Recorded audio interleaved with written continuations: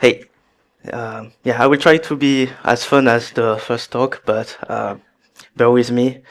So yeah, my name is Anthony. I'm working here in Korea for 12 years in a startup, Glassdome, and basically what we do in a nutshell is basically data collecting for manufacturing. So basically all the factory that produce goods, we collect the data from the machine and provide dashboard for the enterprise to check the KPI, downtime, and all that stuff. I've been working for Go and Kubernetes for a while, probably 10 years now. And using the usual suspect stack, I guess you all know about gRPC, Go, Kubernetes, and all that stuff. This is not like really a deep dive into the best practice for microservice development, the deployment, and all that stuff. It's just like my take and the thing I like to do with microservice management, and it's more like sharing my experience with it, and also hopefully making you think about using Tilt in the future. So before we start, I wanted to ask you, like amongst all those people, who are using microservice in the daily basis, like making multiple services that satisfy a need for a customer. Yeah, and I guess like many of you use Kubernetes, or at least heard about it, or probably understand what it is. Yeah. So basically, what I want to talk about is like, okay, let's start. Let's assume we are in a new startup. We have a good idea. We got the funding. We got some people to work with. And now it's time to build a product. And usually when you start a new project or a new startup, like you want to try the new cool stuff in the block, you want to try probably Go or like new language. You want to try Kubernetes because you heard it's really good.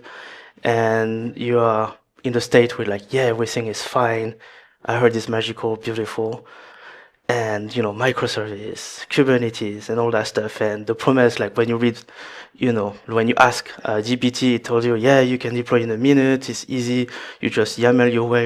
You just YAML deploy, and everything is working. You don't have any issue unless you are like in multi-cluster. But you have Linkerd to save you. But when you don't really know, you just, the first service is easy to make. You just, deploy, everything is fine, and everything looks simple.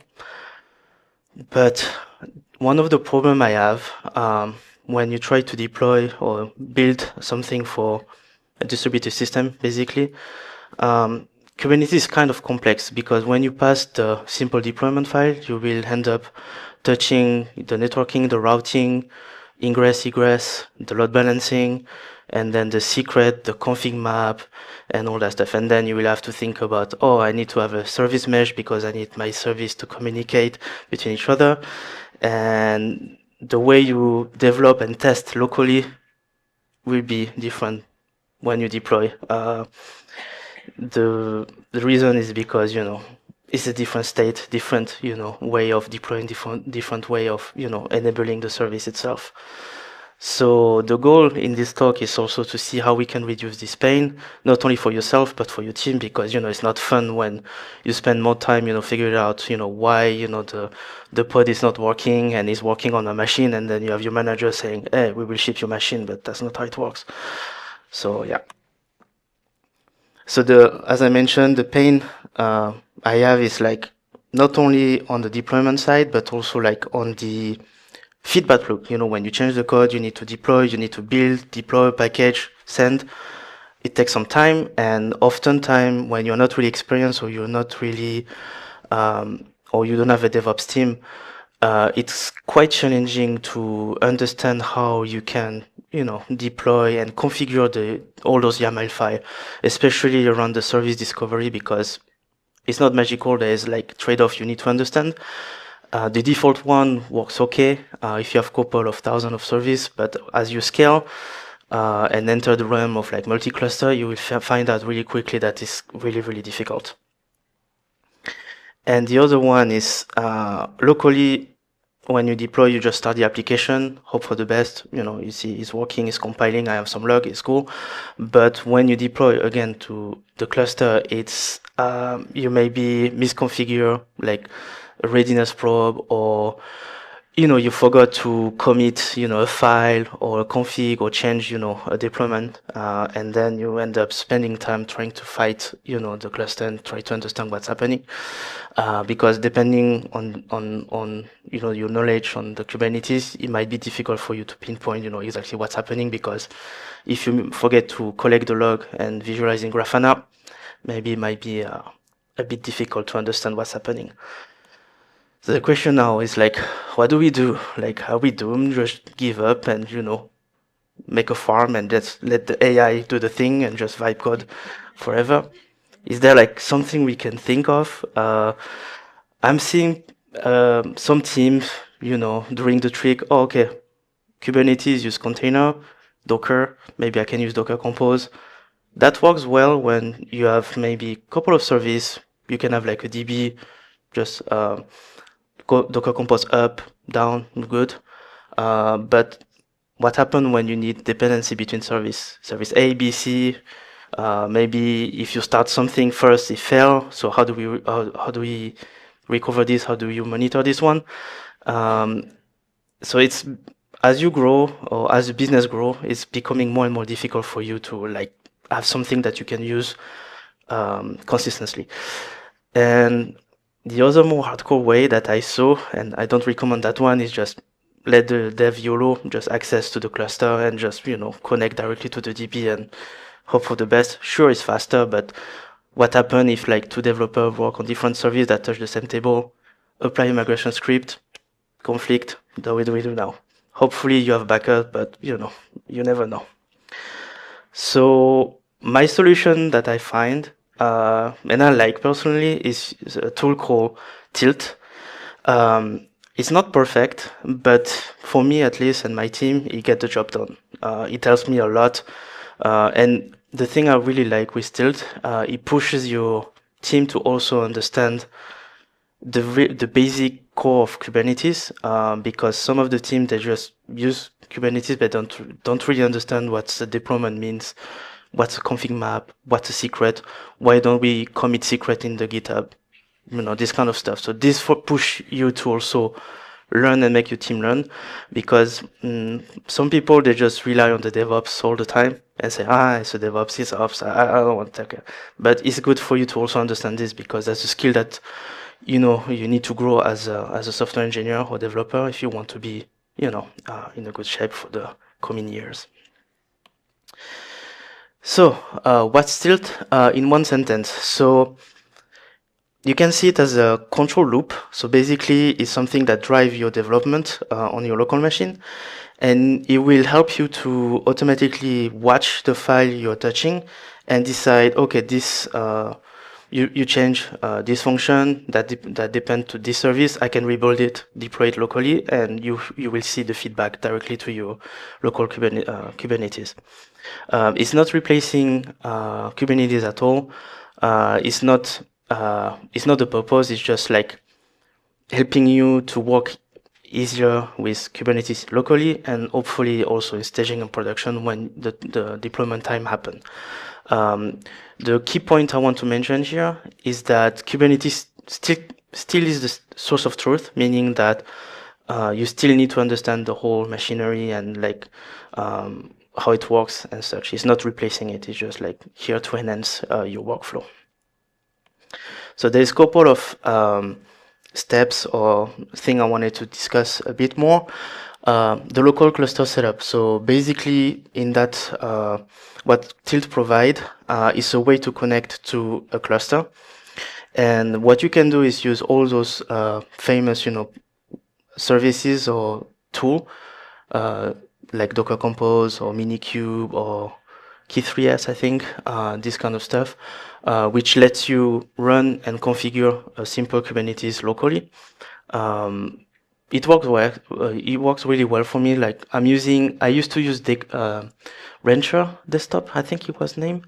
I kind of stopped because I think Tilt got bought by Docker, so I'm assuming the Docker and Tilt will be more maintained in that area. Also, what it does, it make the build deploy your Docker image directly to the local cluster, so you don't have to think about, the service account, the deployment, like the token and all that stuff, the security part. So using your local registry and just build and deploy to the context you want to use. So in that case, if it's Docker Compose, it would be like Docker desktop, it would be like Docker registry. And also one cool feature, because it happened to me, you have safety net in Tilt. So basically you cannot just, context to the production, start Tilt, and it will deploy everything to the production. Usually it will warn you if you really want to do this and say, this is dangerous, don't do that. So you can kind of put some foundation to, prevent, by mistake, sometimes, you're working on your local Kubernetes and then you have to swap to the production to fix some issue or just deploy something. You forgot, Tilt up. Okay, you're safe. In a nutshell, this is what's like a really minimum tilt file looks like. So basically, the thing I was mentioning, the allow Kubernetes context. So in that case, I explicitly ask Tilt to only work with Docker desktop. So that prevents me to, by mistake, deploying my local stack to the production server. The second one, the YAML one, is basically telling Tilt where to find the Kubernetes resources. So this is where in that folder and elsewhere you will put your deployment file, your customized file if you're using customize, or your config map and all that stuff. So all the setting will remain in that folder. That might be the one that you use for production or staging, but the goal here is like to reuse what you have, what you're supposed to use in the production locally. There's some nuance in there. Obviously, if you use like service mesh, or if you use specific annotation for like service account to allow a pod to talk to S3 or something like that, that will not be applied there because you don't have the permission, the rule set, but you can bypass them if you want to. But the main purpose here is to make sure like what you will deploy as a manifest to the cluster will be the one that you will be working with. Then the co-build, this is for the Go developer. I don't know if there is any. This is a kind of built-in function from Tilt that will, watch the simple app folder. And, if there's any change on the simple app or in the Go mode, Go sum, or any folder, it will trigger the rebuild for this specific service and deploy it to the local registry. And the last one, the Kubernetes resource, is basically telling Tilt, okay, you deploy the simple app, and this is how I can access via the port forward. So I can have the bridge between the Kubernetes cluster to my local. So I can hit the port 8010, and it will be routing to the 8080, which is the service of the pod. And then you can also, I think that's not really meaningful like this, but the label is for me like one of the most important parts because it's not only for grouping. I will show you later, but it's also help you like to define which service you want to start. You can use that as a trick. And the second benefit, it gives you like really quick update on what you're doing. So I never tried with Java. I stopped using Java when they went banana and like Oracle bought it and start to license. But basically, if you're using Go, like really efficient language, Rust or such, when you change a file, it takes like maybe a couple of milliseconds to build and redeploy and have your service running. So it's really, really quick. So if you consistently change your service, add functions, fix typo, or do any work on it, it will be almost instantaneous when you see the change, and you don't need to worry about it. It's just like taking care of it for you. And the good thing is like it doesn't restart. You don't need to redeploy the whole stack. Tilt will just see, watch, and just deploy the service that need to be deployed. So that's really cool. And the other part that is really interesting is like it's not a deployment model that you redefine. It's more like an optimization. It helps you to not spend too much time thinking, oh, I forgot to apply that one, so that's why the service is not updating locally, or I forgot to restart this one, so that's why I have this weird situation, or the service is not working as expected locally. So all of this is just trying to make you more efficient quicker, and not like imposing a new deployment model at all. It's not the purpose.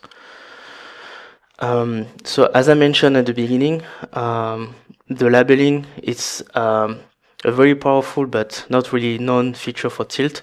It's not only about grouping, but you can do much more cool trick with it. And also, that's the point. It's you can use this one to define the dependency between services. So for instance, let's say you have a service A that require a Redis instance and a Postgres database to be running.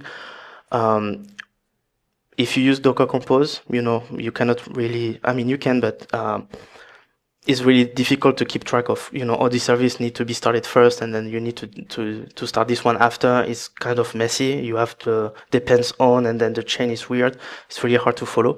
But here in Tilt, you can just label this one, and you can also explicitly say this depend on this service, this depend on that service, and then you can chain the dependency like this. And when you start a service, Tilt will just wait until the dependency service are up and running before starting it. So that's a good way to also check the dependency. And also you have a bunch of way to seed your local development, because obviously if you start fresh every time, you might need some data for testing, or like feeding the DB with some dummy data. Locally without having this step is pretty difficult, and also like you can it's error prone and such. So having this kind of small function is really helpful. So I wanted to spend some time talking about the resource and the label. So in this example, I have 3 services: API, DB, and web. 2 of them are labeled as backend, and the DB also has the database label. So that's how you kind of build a dependency graph. So what you can do is, like, when you start Tilt, you can ask him to not start anything until you want to enable a specific label. So for this case, if I do tilt enable -L for label backend, it will only start the API and the DB service, not the front end. And that is really good, because as you grow, you have like thousands of service and a lot of dependency, and there's limitation on your laptop. You have, limited GPU, limited CPU, and RAM. And if you just want to test an API endpoint, you might not need to bring the whole cluster up, all the dependency, all the service, to test one small change. So you can control what you want to run. And if you're done with the backend, you can disable the backend and start the front end, or you can also backend, front end, and everything. So you can control what you want to run, what time, and then if you're done with it, you can shut it down to free up some space. So the consistency for the production, as I mentioned earlier, it's good practice to try to reuse as much as possible the manifest you will be using for deploying and staging or production. Minor some of the change, like the Istio or Linked or like service meshing using, that you don't really need for the local deployment, so you can just ignore that part. But for the deployment itself, the config map secret and all that stuff, you can reuse the same. One point important with this one is trying to not change the deployment based on the environment you're using. So if you're deploying in local, sometimes it's easy to just change the whole deployment to fit the local one, but it's better to just decouple into overlays. If you're familiar with Customize, you can have building block to build specific manifest when you run it. So that one you can decouple and have a different flavor depending on the environment you want to run on. And yeah, so as mentioned, secret, config map, ingress, egress, everything will be the same. And by doing this, you can validate every time you start your cluster and testing. You can validate if you messed up, if you made a typo, the compilation is not good, or if you forgot a config map or secret. Tilt will tell you right away by failing the readiness, or the service doesn't start or doesn't compile. You will have this feedback right away, and hopefully you will not have any issue when you deploy to production or staging. Yeah, the debugging, this is good because Tilt is not just like a terminal interface. They come up with like a nice web interface. And when you start Tilt, you will see all the service and all the log, states, and everything via the web interface. So that makes it easy because you can spot which service is having trouble. You can search the log. You restart manually. You can also, they introduced recently, a couple of years ago, the concept of session, and you can share the session with one of your team and just try to understand why is it failing. So for collaboration with team is quite useful.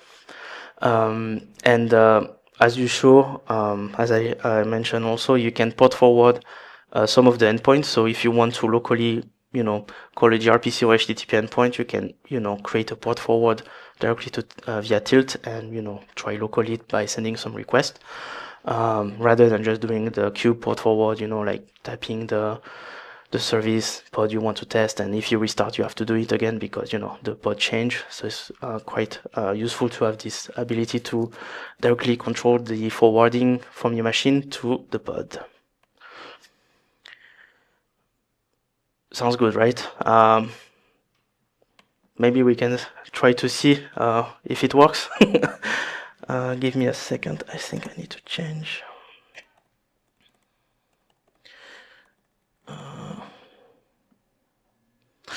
Maybe I will change something.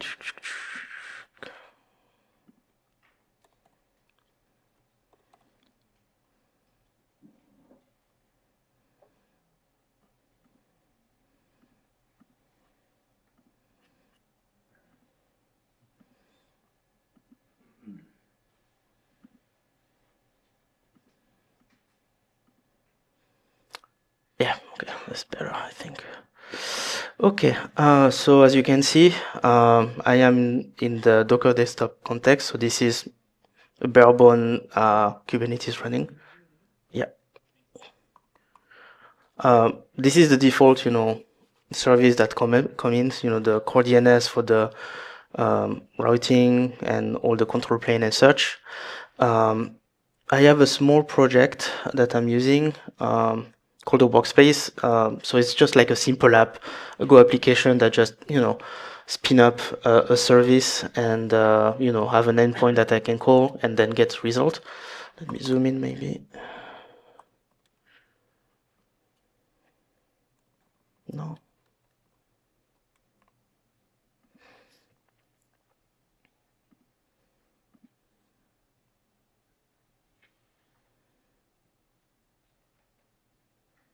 It's real.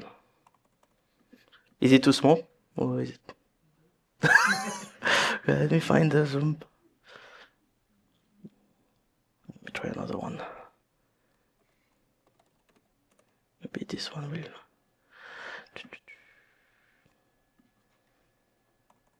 Okay. Better?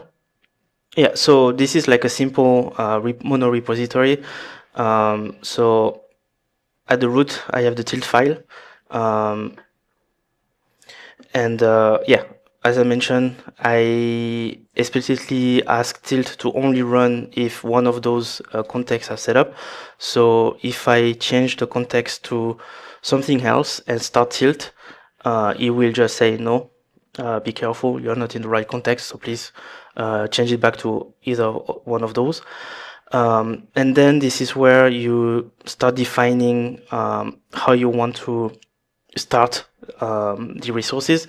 So what I have in my local my repo, it's a simple stack, the look good to me, Grafana, Prometheus, Temple, Loki, usual suspect, and then I have a need for a Postgres database. So what I do is like I'm asking the to start the Postgres port forward locally so I can use my client to run locally, apply the foundation label so I can, define, okay, I want to start the foundation, I want to start the monitoring.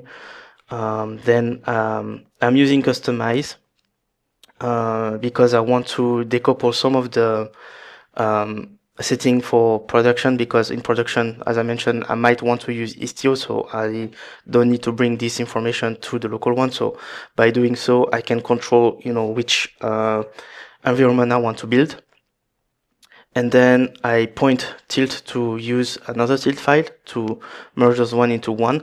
And I'm asking also bring the tilt file for this simple app, which is pretty simple. This guy. And basically here I'm asking tilt to, load the co plugin. So this is the plugin or the tool that will compile Go application. And then I'm defining how I want to build. So basically, in this project, use the main in this folder, and anytime any file from the API protobuf or the file within the project change or the Go mode change, please rebuild this service and redeploy. And then I'm asking tilt to also bring up the resource and then expose two ports to my local. So the first one is the application endpoint, the HTTP endpoint that we use to send requests. And the other one is the Prometheus one, because I might want to see, the latency and such, and maybe plug it to Grafana to have some dashboard locally to check. And then I define a label sample. And then this is commented for now, but bear with me, we will uncomment that one. And then I'm telling him, hey, there's a resource that depends to Postgres. So please wait for that one for starting up, but not now. Then once you have this, you can just do tilt up without typo. And then it restarts a web interface. And as you can see, it's doing stuff, starting up the Postgres, standing up the monitoring stack, Grafana and all that stuff, and then also my service.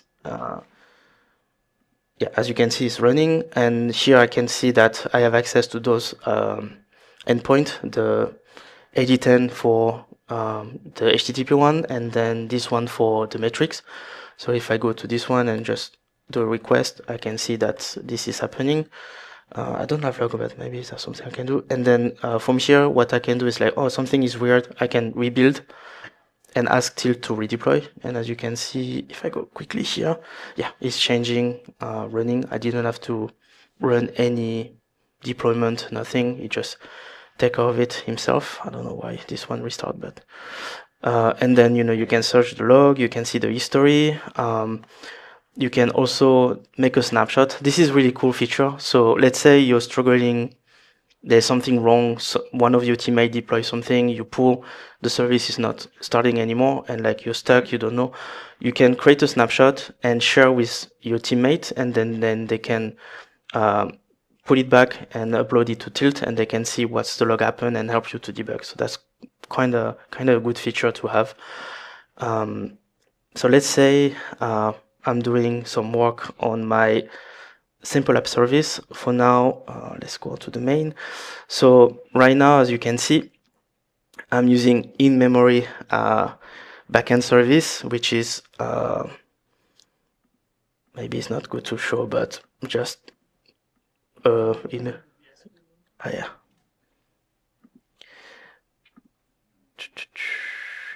let's go back. This one. Let's say you got a new ticket from your PM and asking, hey, can you change the in-memory backend to Postgres? because some customer wants to use Postgres instead. So I just swap this one. Let me uncomment that one. So let's say you just done, you make the implementation, you happy with the result, and you want Tilt to be using this backend. And what you can do is just save, and then Tilt will rerun. It was too fast, but you can see he deployed a new one 10 seconds ago, 15 seconds ago. Remember at the beginning, I showed you in the Tilt file this resource deployment. So let's assume you want to restart the cluster. So what you can do is like tilt down.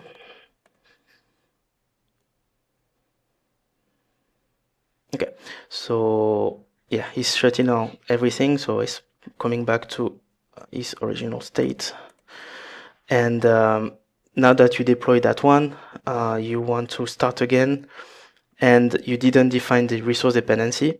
So what will happen it's that Till we just start everything, and since the simple app doesn't have the dependency to the Postgres, it will likely fail because it cannot reach the Postgres if it's taking too long to run. So let's see if it's work like that.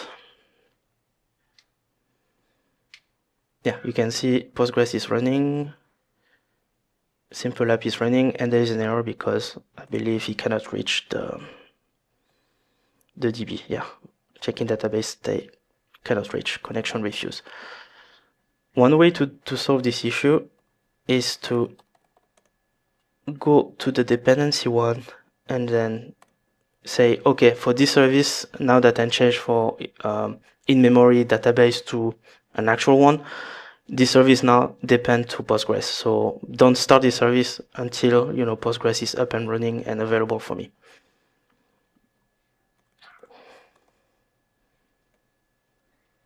Okay, go back to the web app. Now you can see Postgres is starting up, and then the sample app is waiting on Postgres. So it will not start until the Postgres is ready. And you can add as much as you want. And now I guess it's green. Yeah. So now it can start, and there's no error anymore. And if I go back to this one, yeah, it's working as expected. This is good because you have direct feedback to which dependency the service depends on. So remember, you can achieve the same in Docker Compose, but there's no easy way to know, okay, this service depends on that one. It's a bit difficult to follow up the dependency chain. Here you explicitly have like, okay, this one depends on the Postgres, so the service cannot run until the Postgres is running. So that prevents you to have this weird loop where like everything is failing, you don't really understand why. Here you can define and control the order of execution for your service, or your order of like starting point. Yeah, I think that's pretty much it for this one. So I hope I convince you to take it, to give it a try. It's not like the silver bullet, you will have issue for sure, nothing is perfect, but for my use case and my team use case, it helps a lot. Because we don't have to fight over the manifest anymore, like, oh, I forgot to commit this secret, or like I forgot to update the config map, sorry, I need to redo a new release process. And if you are under like SOC 2 or ISO 27, you need to have the whole the whole review in progress, and it takes hour, and for like a minor mistake. So this hopefully helps you to control a little bit of this one. And for me, the thing that I really like is the feedback loop. Like, I just code. If you're using like Go, it's just like 10 seconds, it's nothing. I'm not sure about Java. I heard it's better these days, but you need to try. Obviously, since it's the Docker base, if you have a bad Docker file, you will pay the price here. So make sure you have a good Docker file, cache your dependency, please, and also help a lot preventing production surprise. roll up a new service, you forget, to update something, and then everything is red. And then the on-call, the PagerDuty is starting to call you, and then you hate your team. But it's okay. This will help you a bit more, hopefully. Do you have any question? Maybe I went too fast. Sorry. Awesome. Any question for Anthony? It was I know perfect. it's a lot to take in, but No? Yeah.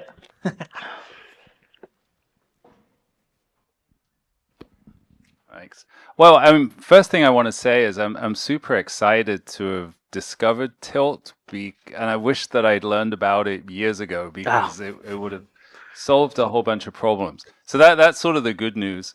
But one thing I would put out there is, one of the fundamental ideas behind microservices is that you can develop and test and deploy them in isolation, right? yeah. So I would argue that if you are regularly testing services together, that's kind of an anti-pattern.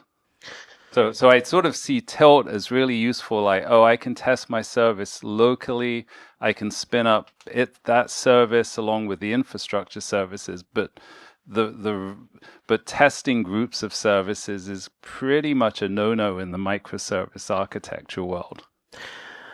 That's true, but in the reality, you always have a time when you need to make a decision, a trade-off, and inevitably you will have one service that need to call another service that's managed by another team. Like, for instance, payment checkout service, two different, domain of ownership, but at some point they need to communicate. Maybe not directly, but it can be like a message queue. So you need to have this dependency and you need to test again this dependency. So it's depending on the use case. Maybe service-to-service communication, not for different domain, but if you have the same domain, let's say you have AM service, you have like, I don't know, like user account or company account. Those generally live together and they are like decoupled, but they need each other to be serving the user because if you develop the API to fetch, I don't know, the company list and all the user within this company, you need those services to get the data. Sure, you can have a mock, but if you want to test the real thing locally, you will have to spin up at some point to get the data. Maybe not for every service or every team, but when you start to provide API endpoint to your customer via HTTP or something like that, at some point you have to federate the data and build a dependency, even if you want to avoid it. Well, yeah, I might acknowledge that you can do it sometimes, but in general, you should be doing consumer-driven contract testing, which lets you test in isolation. Yeah, that's true. Because it ends up being self-defeating and you're basically building a distributed monolith if you are regularly testing things together, which sadly is way more common than it should be. Yeah. It's also, from my experience, when you're like a small team and a startup, usually you don't have the time or the people to, help you or guide you to do like the proper microservice architecture. And you often... There's two ways. Either you build like a big monolithic application and you roll with it, or I don't call it microservice per se, but I just call it like domain service. It's a bit different than microservice and just like a boundary between, service that you need to feed. It can be either like a database, it can be accessing to a message queue, or maybe sometimes you need service communication. So that's some of the trade-off you might have in your actual architecture. Yeah. I could talk about this all. Yeah, we can talk more if you want. For hours, actually. So I'm going to hand off the mic. Thanks. Okay. Do we have any other questions? No? Yeah. I just want to quickly know what is the difference between domain service and microservice. I know the microservices, but what is domain service and how it is different? So, is the way I call it. Maybe it's not the proper way, but you might have some case where you maybe let me find an example. Let's say you have identity service, like when you manage the user and then you have the account, you have probably like a tenant, and probably like, I don't know, like a mail service, let's say. Usually what I like to do is like group those one into like a domain namespace. In Kubernetes, you have the concept of namespace. So I like grouping those one into like the same entity. Some people, they like, one namespace, one service, or one application. Me personally, for like the mental model and my health, I like having everything that belong together in the same area. So it's easier for me to remember the dependency graph, or, okay, I have this namespace and I don't want to have a dependency between, the log system. How can I decouple those one but still make them work together? Like, if I want to fire an event and log that this user logged and query this service, I want to have, this distinction and not having everything into the same namespace. So I like having this as, domain service or domain namespace. If it makes sense. Like ingress, like changing the domain, subdomain in this. It's more like something in the namespace himself. So you will have like the IAM namespace, and then you have the event namespace. Within those namespaces, you have like different services that fulfill this role. Got it. Yeah. All right. So for more questions, you can talk to Anthony during the networking. Big round of applause again. Thank you so much.